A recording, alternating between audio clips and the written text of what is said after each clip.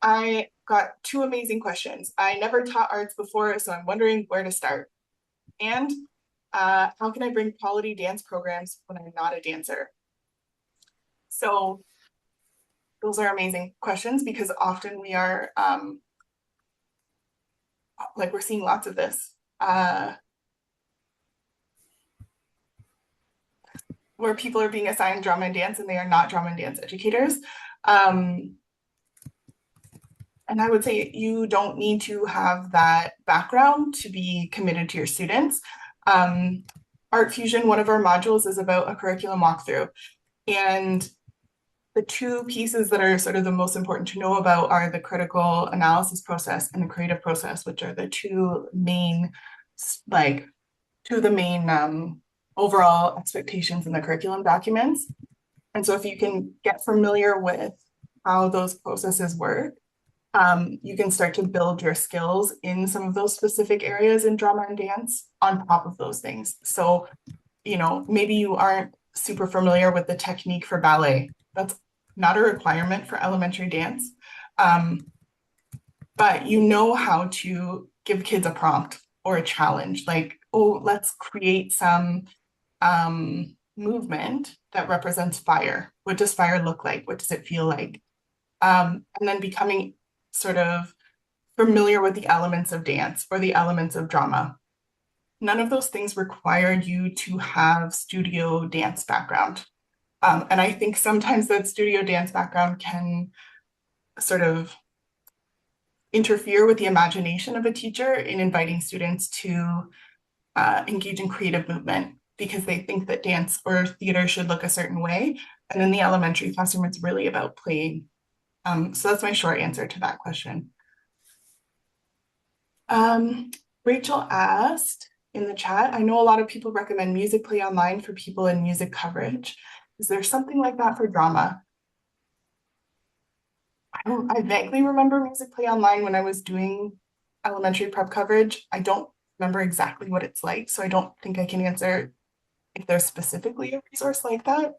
I will say the code website has complete units for all different age groups, all different themes, and I can do a quick overview of our website so you can see what that looks like.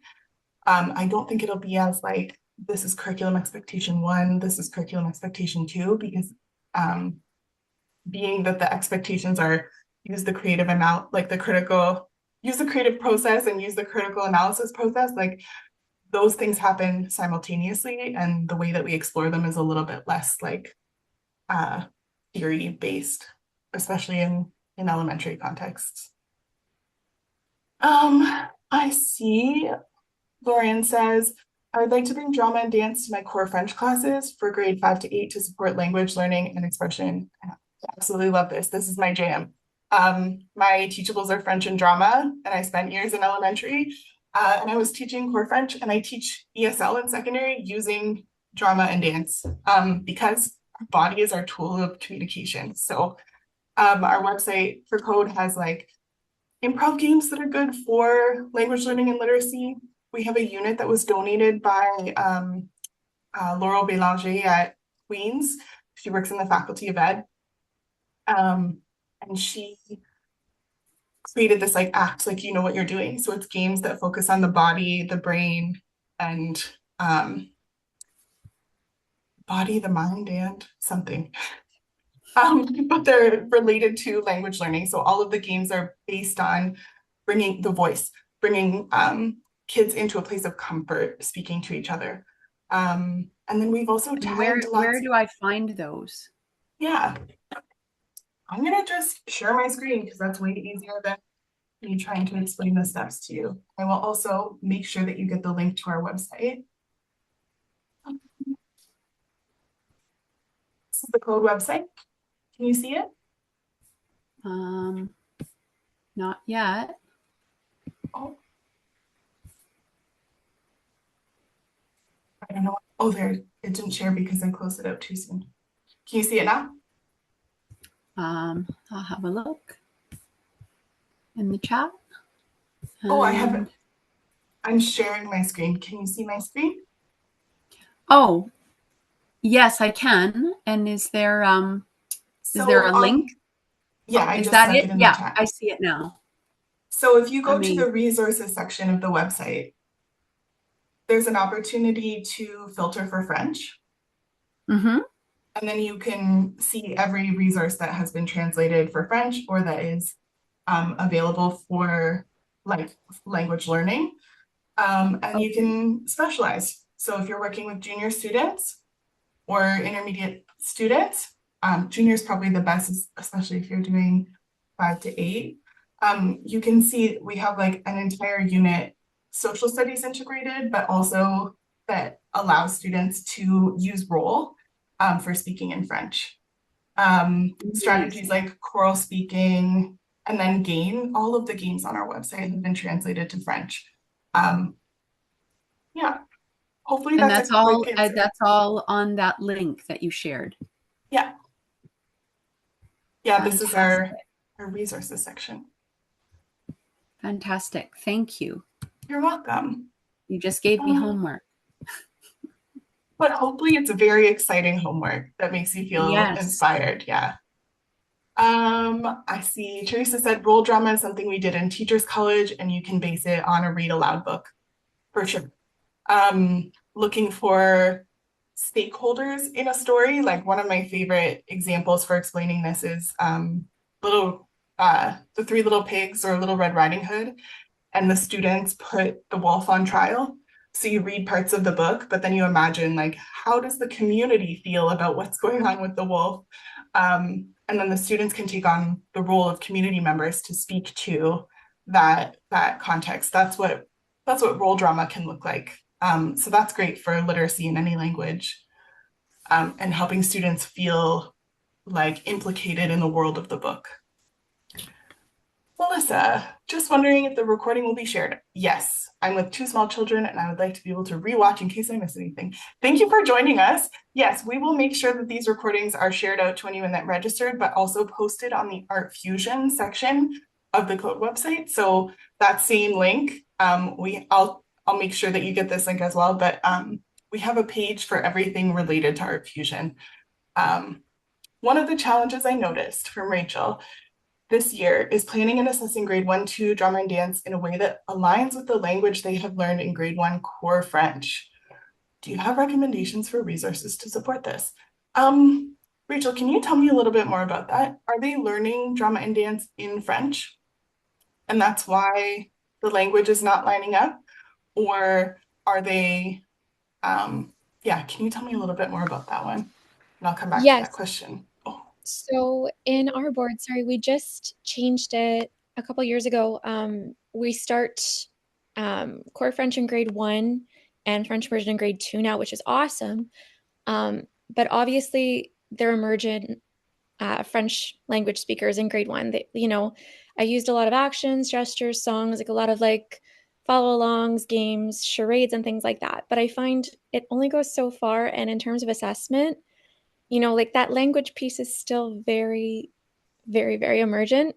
yeah. And a lot of the content too in the curriculum I found was a little bit of a struggle to find a way to, like, I Hear what guess, you're saying.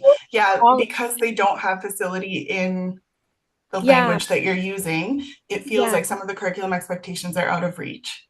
absolutely, yeah. And so in those cases, I kind of, if some things needed to be like taught in English, we kind of went through that quickly in English and then I would try and get back to French, right? But it is a Yeah, challenge. And, I there's a yeah. learning curve with it. So I was wondering if you had any suggestions about that. So I did teach immersion as part of my assignment when I was the like drama and dance teacher for the year. I think the things that you're suggesting, like using lots of gesture, are awesome. And students can like demonstrate their commitment to role through drawings that they make, like writing in role where you provide the same kinds of supports you would provide them in literacy contexts. So sentence stems, vocabulary charts. And so like they can demonstrate what they're thinking about role through writing in like, especially if you're integrating with other subject areas.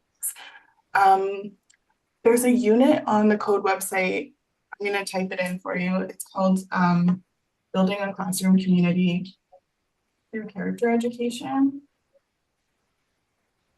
And I think like for drama, and especially some of the kids will use English to share what they know. And then you can kind of like give them the French that they want to use in role. So like they might say their idea in English and then you provide them with, oh, this is what that sounds like in French. Can we practice?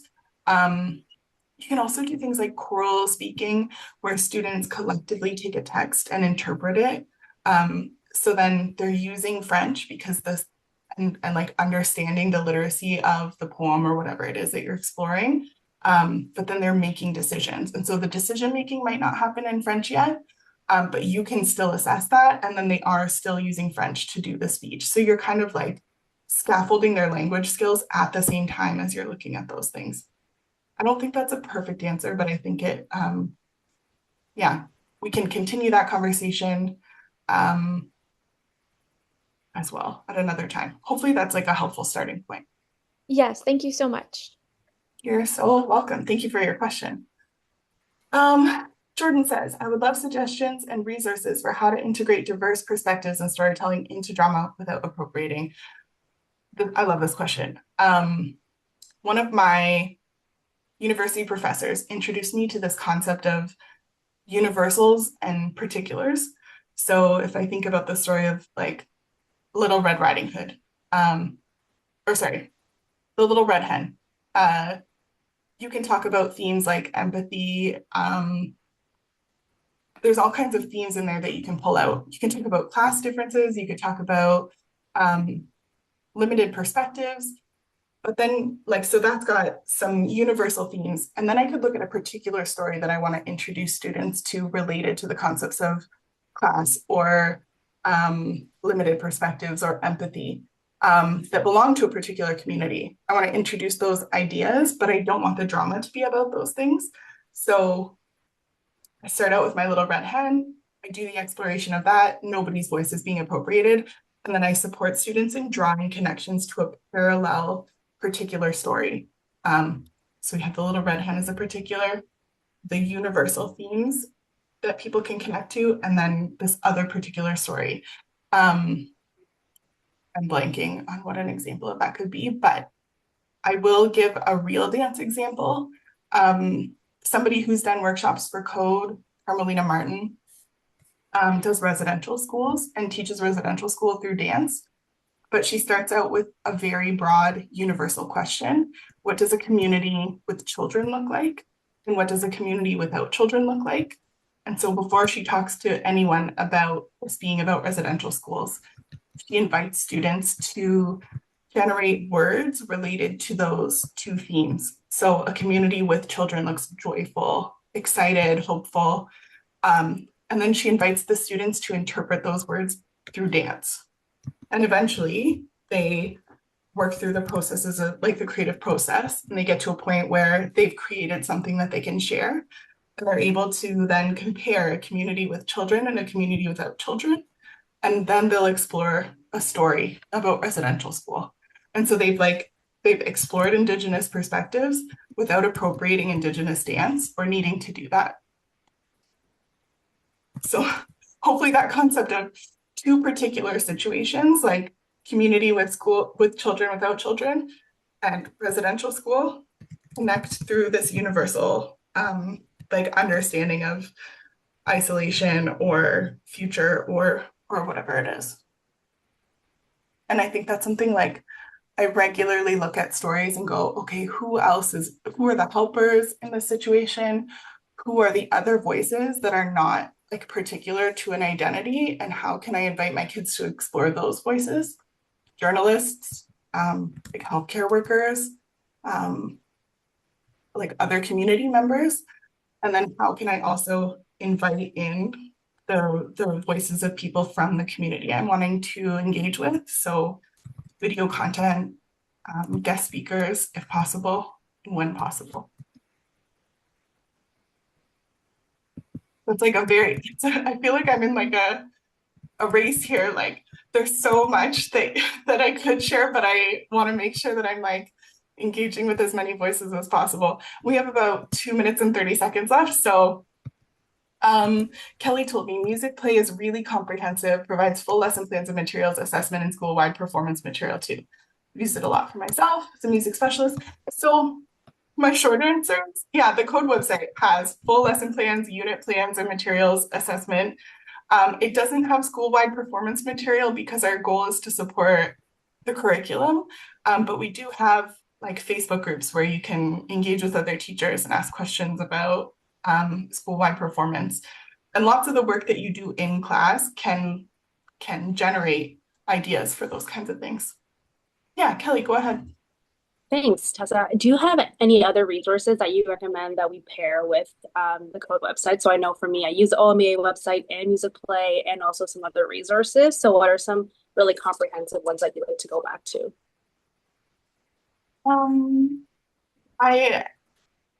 I learned a lot from the resources of folks like Larry Schwartz. He's got a series called Drama Themes, but there are pieces in there that I wouldn't use because of cultural appropriation. Like there were some choices that Larry made that are not the greatest. Those units, however, some of them are very helpful for learning what a process drama looks like. For dance, yeah, dance and culture, Jessica just shared in the chat. Yeah. And then there's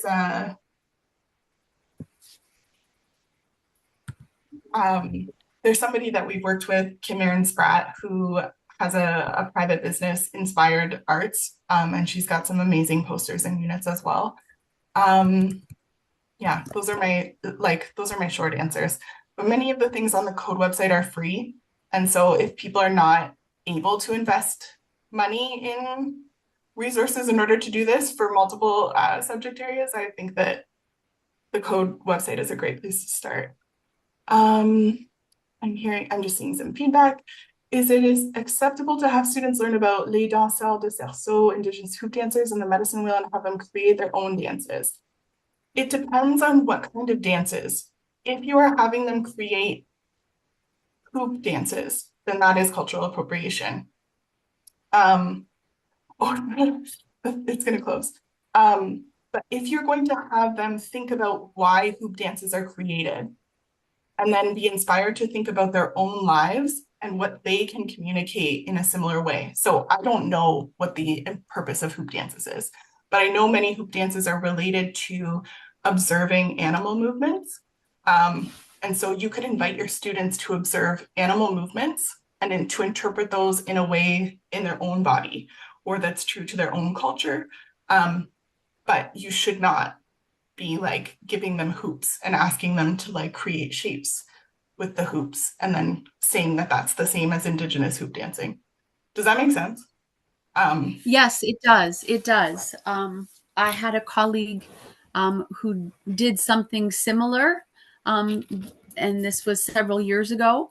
And I haven't done it, but I thought it was an interesting unit. But my question was worried about appropriation and how I could still have that Indigenous education embedded into my classroom.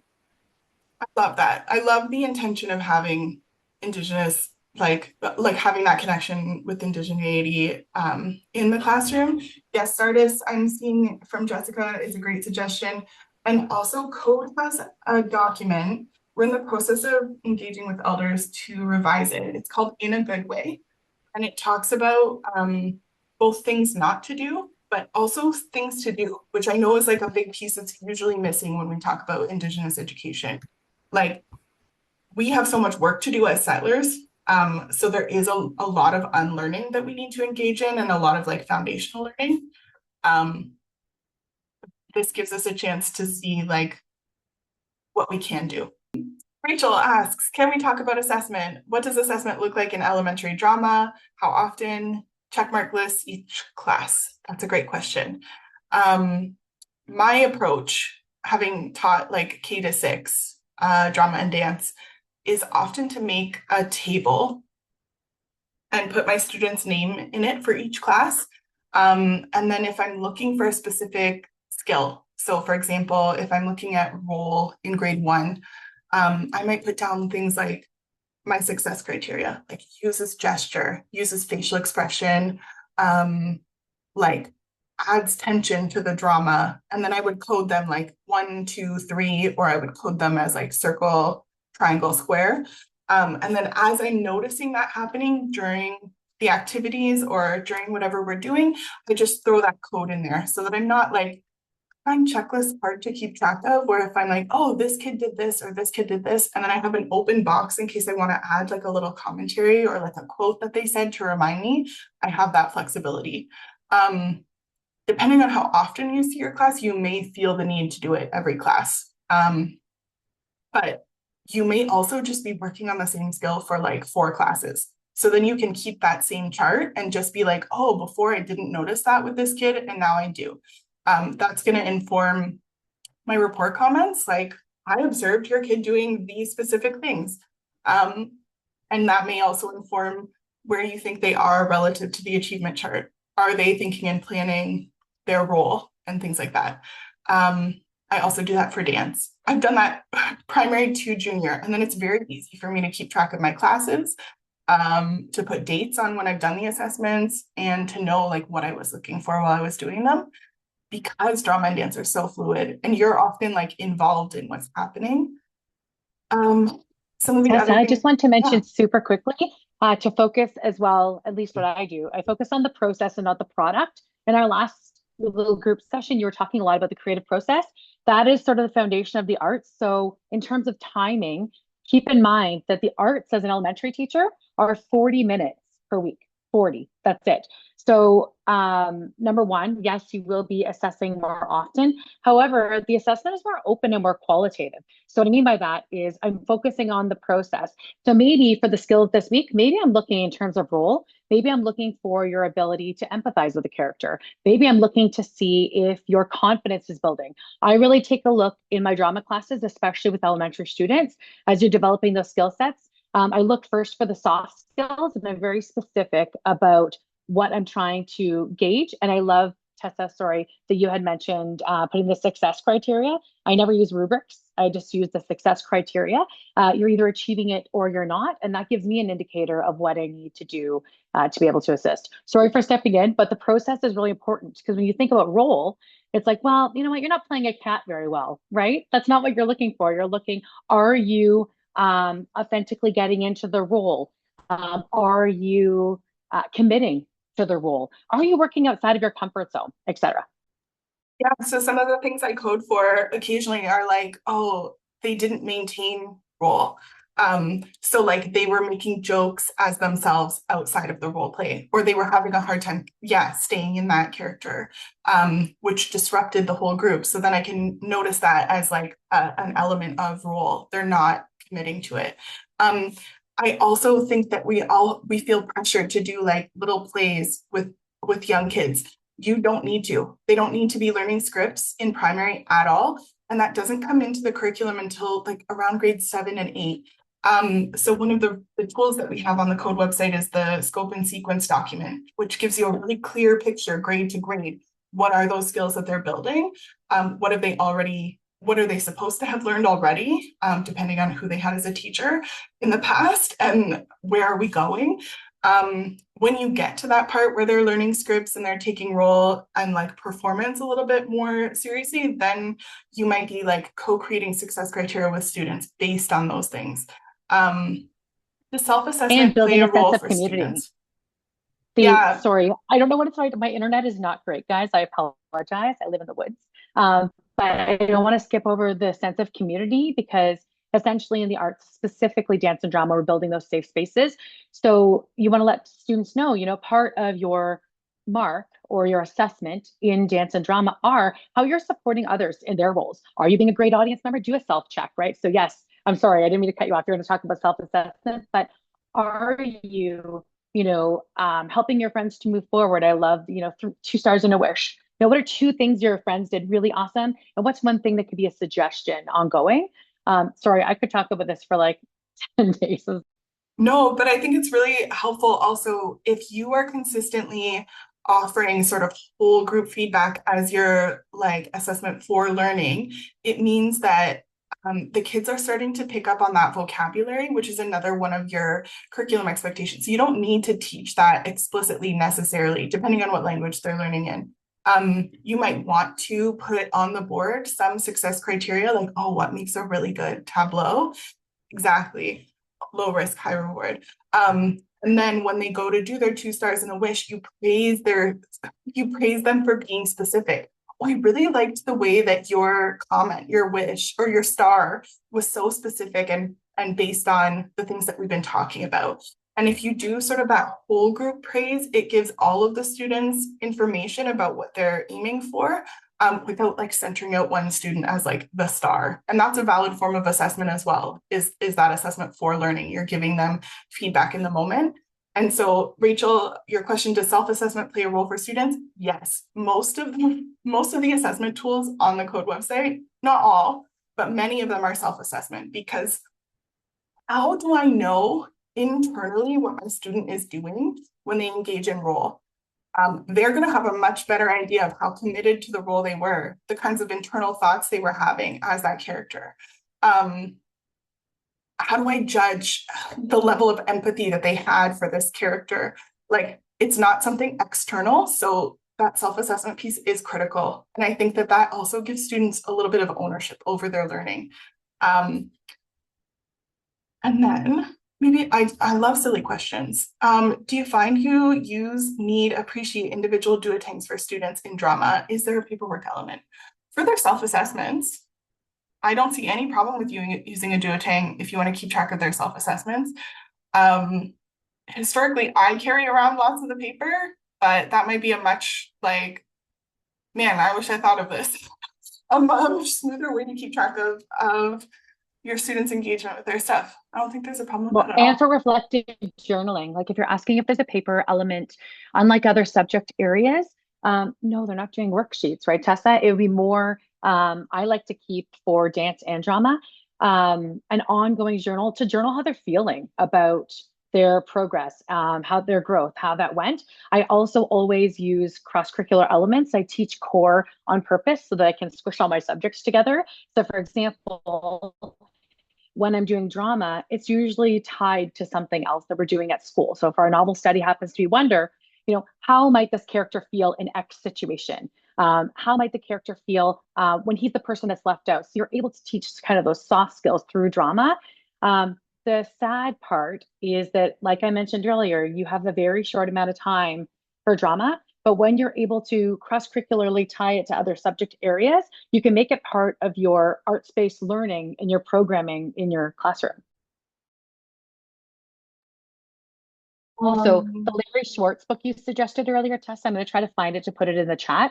It's like one of my holy go-tos. Love it. I'll see if I can find the name of it and pop it in for everyone.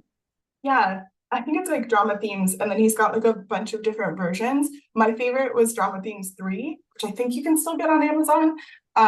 Drama Themes 4, he's kind of like getting into social issues, but maybe in way like, I love Larry, but I'm also cognizant of his limits. I see, there's one last thing I wanted to say about assessment, and then I see a great question about picture books. So when I do use a rubric, I have to be really careful because students are often collaborating, and Growing Success says that we are not allowed to assess a group. So I can't give one assessment to like a tableau, be like everyone gets the same mark. I need to look at the individual students. So one of the tools I use is a 1-point rubric. So I put the criteria down the middle, and then I go, okay, Janie didn't hold her pose, and then I just jot that in as something that Janie needs to work on. Yeah, Drama Themes, Schemes, and Dreams. Oh, I love that one too. Yeah, so if I'm needing to use a rubric, especially as you get into older grades, the 1-point rubric saves you time because you're like, yes, they met the level 3, or here's what they needed to improve, here's what they did above and beyond. I try to make sure that I have those ready for each group before they go up. And then using the 2 stars and a wish strategy gives me time and gives me other feedback in case there was something that I missed. So students are like, I really like the way they did this. I'm like, oh, they did do that. I'm going to add that to the rubric as we're going. Yeah. So Uh, I will be teaching drama, dance, music 3 to 8 this year and music to grades 1 to 2. Looking for ideas and resources. Can you also suggest picture books that you've used and work well in drama classes? So many. And it depends on what you want to teach. So I'm going to look for a resource. It's maybe a little bit young for grades 5, 6, 7, 8. But it can give you an idea of like maybe how to engage. And then, like, not to be a broken record, but the Code website has so many picture books recommended within the specific units. So like we have a resource called Sowing Seeds about Wangari Maathai. There's like 20 picture books about trees, which I just love because you can do, you know, an entire thing. Like, I'll just give you an example here of how we're sort of sharing them. We have a resource as well called Addressing Oppressions Through Drama and Dance. And one of our goals is to start adding some picture books to that one.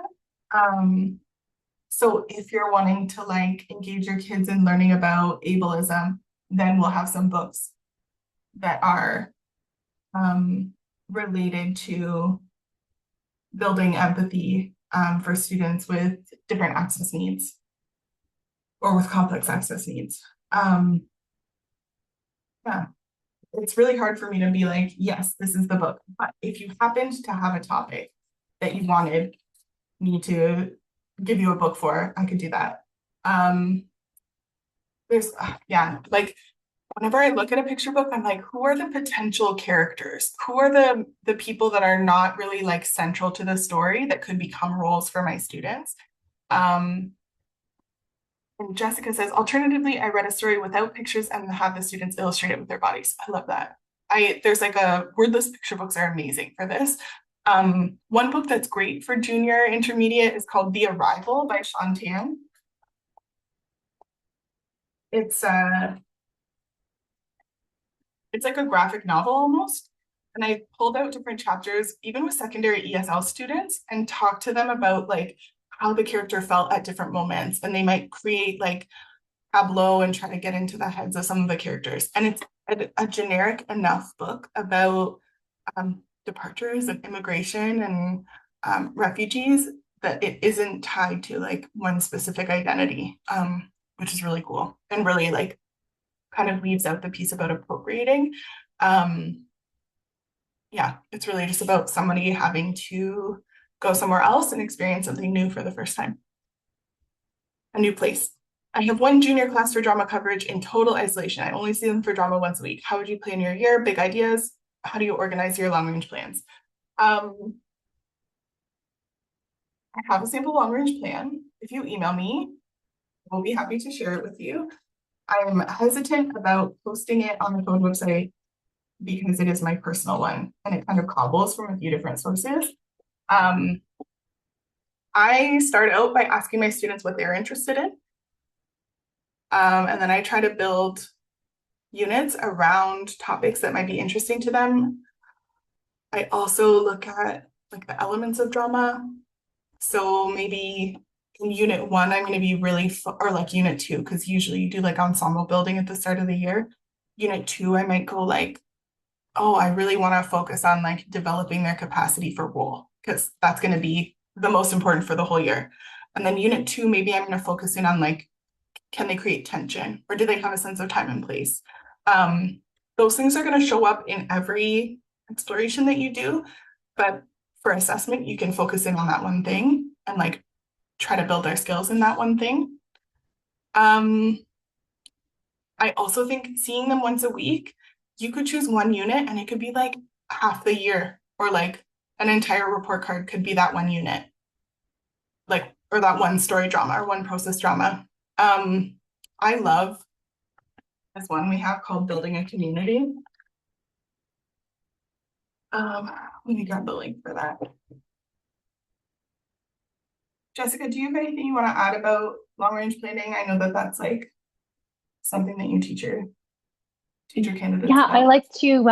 I like to tie like when I plan my year. So something that might be helpful if you're the prep teacher, for example, is to talk to the classroom teacher. I try to make sure that whatever I'm doing in the arts is sort of pairing with what we're doing in the classroom, whether it be science or literacy, so that they have a context. There was something else that I wanted to mention. Oh, as well, for people who might be newer coming to the arts, I want you as well to move away, take a look at the curriculum expectations and move away from the expectation that all students need to stand up and, do something big and presentable and be enrolled. There's lots of other goals that you can go into. I know that I've had a lot of students in the past, I'm sure you have, Tessa, that are very shy or are apprehensive to join. And in the beginning, they may not. So I start with masking units because not only can I get the visual arts mark from making the masks, but I have them create these entire sort of alter egos with these masks so that they're able to write a few lines, etc. Sometimes, if they're really shy, I'll even utilize technology for the drama and have them create these characters either through like a stop motion animation. There's so many other ways that you can access those goals. Additionally, if you're a teacher that does core like me, then I now have a stepping stone to make that writing give you bigger so we can tie it into our like fairy tale folklore unit. So the more that you can have synergy with what you're teaching, especially with elementary kids, the more it's going to make sense and the more comfortable that they get. Yeah, and I would say the same thing for dance. Like there are lots of reluctant dancers, and I've done a unit based on not the code website, but like code.org, the coding website called Dance Party, where students can like code their characters to do different movements. And then I challenged my students to like add the elements of dance to their coded characters. And so they were able to demonstrate it to me without using their body as their tool of communication. There are also things like hand dancing, so they can sit in their chairs and just create dances with their hand. Nobody else has to look at them. Yeah, I love that.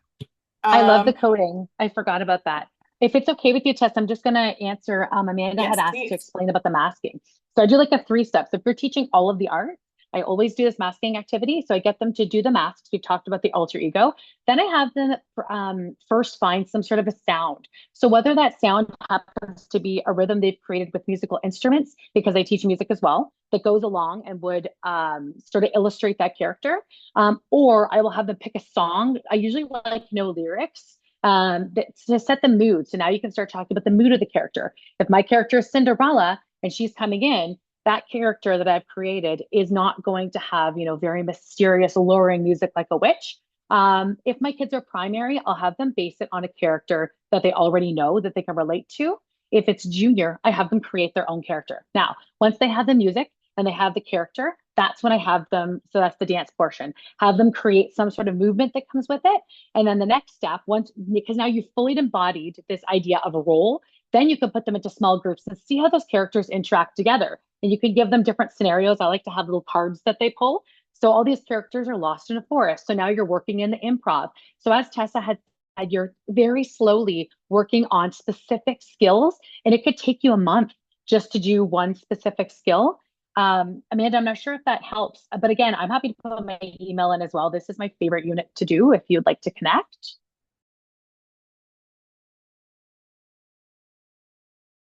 Muted. Unfortunately, that's time up. We'll make sure there's like a code unit called Inside Outside Mask as well that like it's a little bit more geared towards intermediate and it's members only, but I'll throw that in the notes. Do you have examples of long range plans, especially for a beginner teacher in drama and dance? I have personal examples of long range plans from my own teaching practice. Yeah, and Natalia agrees.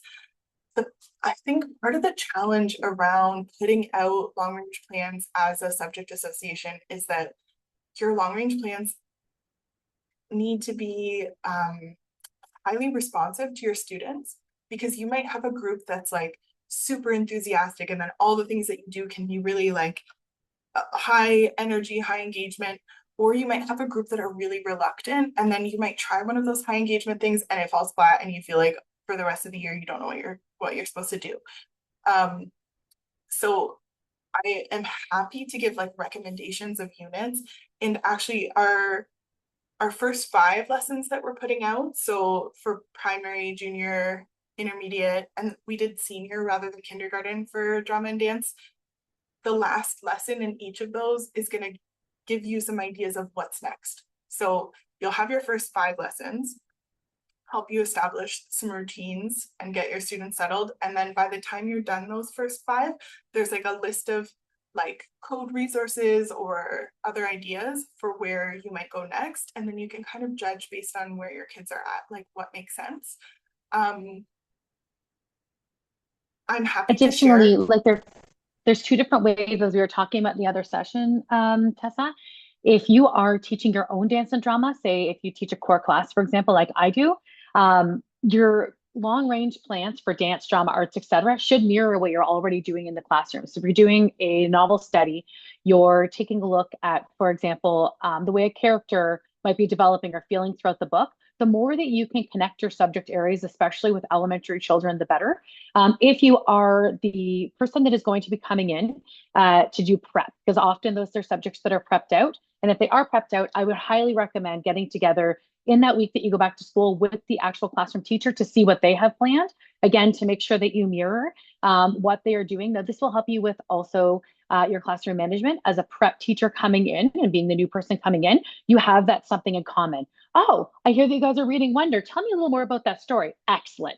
So I've created X, Y, and Z building on this part in the book that you're having. I don't know if that's helpful, but that's something that works for me. Additionally, just like the last session, for people who are new, really focusing on that creative process and building the creative process in the elementary grades is key. Don't worry about the product, worry about the process of learning. Yeah, and I find like, so for me, I don't necessarily do like themed unit. I don't really do units around like a specific dramatic form. So I'm not trying to do like unit 1 tableau, unit 2 mask, unit 2, 3, whatever. Like I'm really, especially in elementary grades leading up to maybe around grade 7, looking at doing a process drama, which means like students are not preparing a performance, they're engaging in conventions of drama that like permit them to be the audience of their own work. So what that might look like, and I talked about this in a previous session, is like putting the wolf from the 3 Little Pigs on trial and having the students take on different roles like the defense attorney or the lawyer, the prosecutor, or community members going into the witness box to talk about the impact that the wolf has had on them. And students can take collective roles. So maybe they are all villagers who are like really annoyed that the wolf is like terrorizing the pigs because the pig is important to them for XYZ reasons. So students are using their like reasoning skills and things like that. And so my focus when I'm planning my units is more like, okay, what stages of the creative process and the critical analysis process do I want to target? Because I don't have to assess them all at once. Or what elements of drama am I trying to target? So am I looking at how they are using role? And we have like scope and sequence documents in the ArtFusion section of the code website that can give you a sense of like what each grade needs in terms of like their growth, and also where they're going next and what they are supposed to have done before, so that you can see that kind of thing. And then that's like a very drama focused answer. For dance, I similarly choose like themes, and I might like pre-plan in my long range plans like what skill I'm gonna like build on. So I usually start exploring the elements of dance as my first unit with students. Then I'm looking at how are they using those elements to like explore concepts of unison or concepts of like positive and negative space.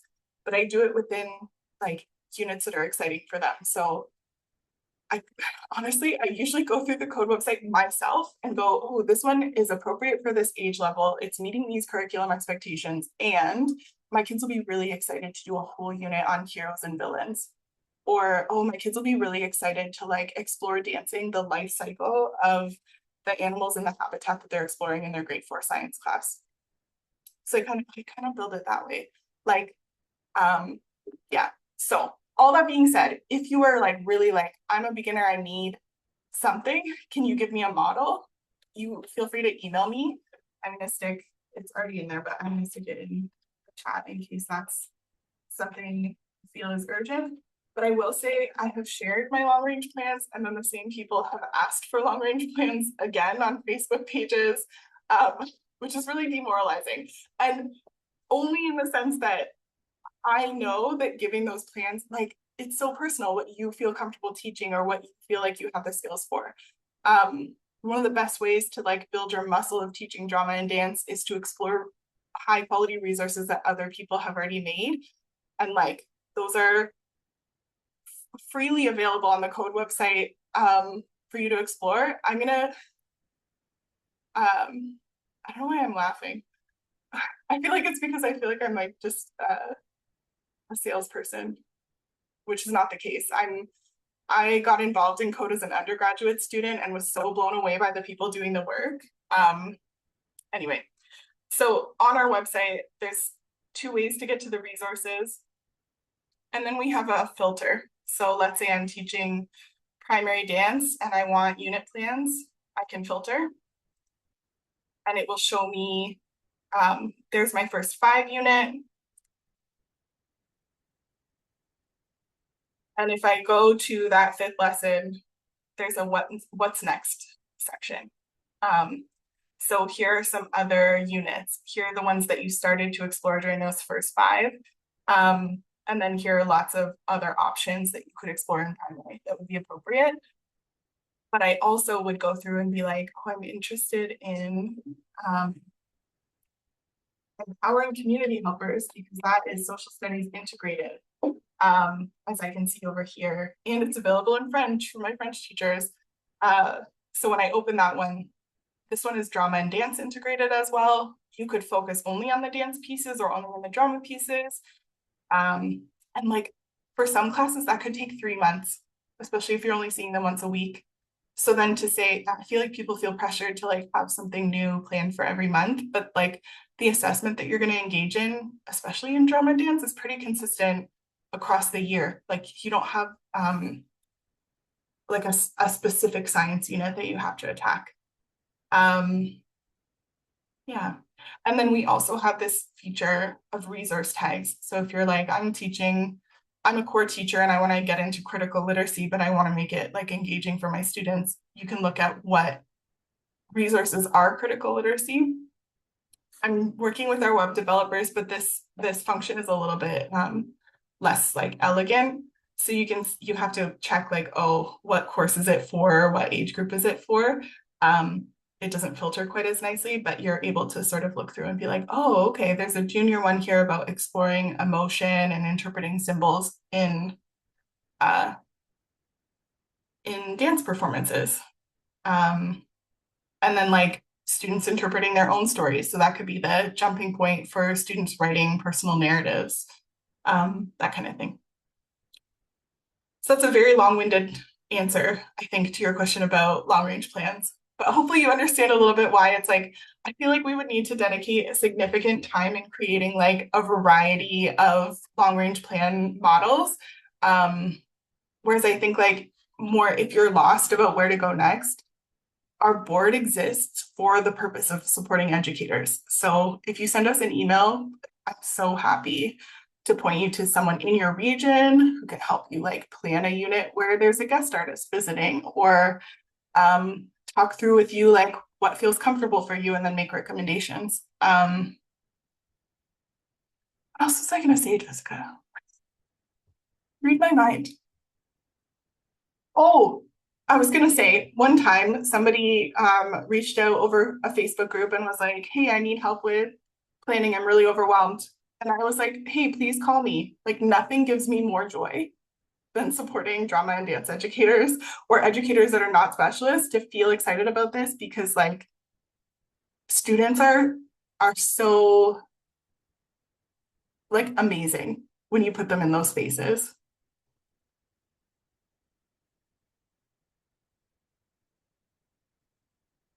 Yeah, the ArtFusion on the homepage of Code that offers ideas for planning. Yeah, we've got like our scope and sequence document there. So if you are teaching drama or dance, you can go into, I'll just show that too. That's a great idea.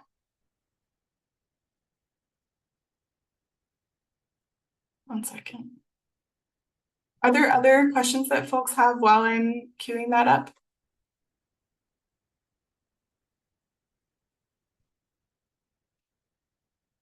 So here is the little ArtFusion tab. And then a little bit about us, but if you were to click on like drama,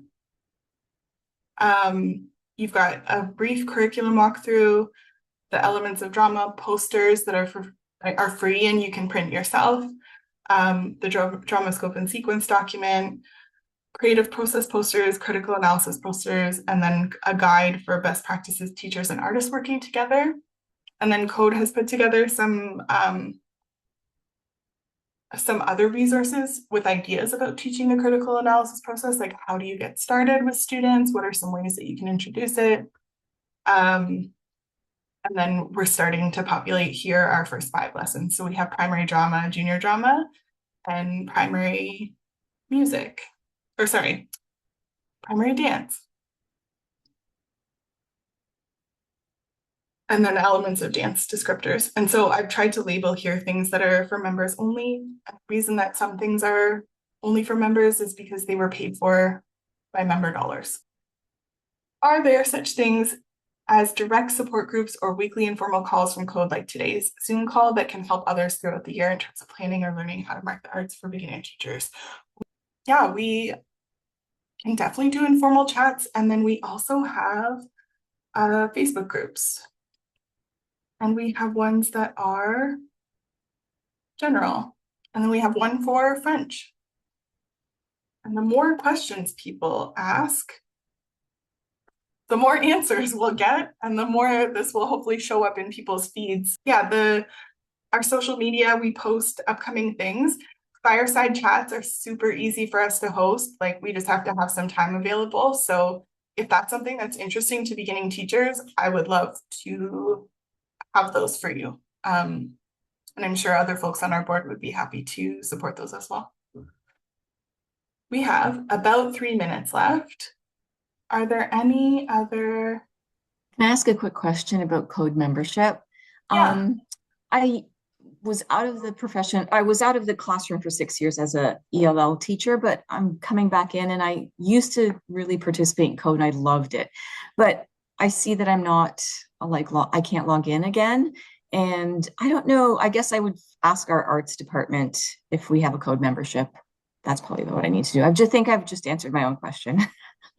That's okay. If what you're struggling with is like your password and login, happy to help. Like, contact us. We will support you with that. If it's a question of can your school board pay for your membership? There are some school boards that buy memberships for their teachers, but not all of them do.